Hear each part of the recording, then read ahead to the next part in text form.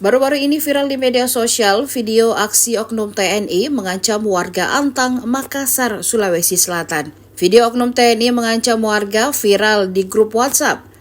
Dari informasi yang dihimpun tribuntimur.com, aksi oknum TNI terjadi di perumahan Bumi Husada, Kecamatan Manggala, Antang. Dalam video rekaman CCTV berdurasi 44 detik, tampak sejumlah anggota TNI mendatangi kawasan perumahan Bumi Husada. Lalu mereka singgah di depan sebuah rumah. Beberapa saat kemudian, seorang oknum TNI mengeluarkan senjata api dan mengacungkannya ke warga. Dalam video, tampak sejumlah anak kecil menyaksikan ulah oknum TNI itu. Belakangan terungkap, aksi oknum TNI itu terjadi di perumahan Bumi Husada Blok DD nomor 12, rumah milik Hermansyah.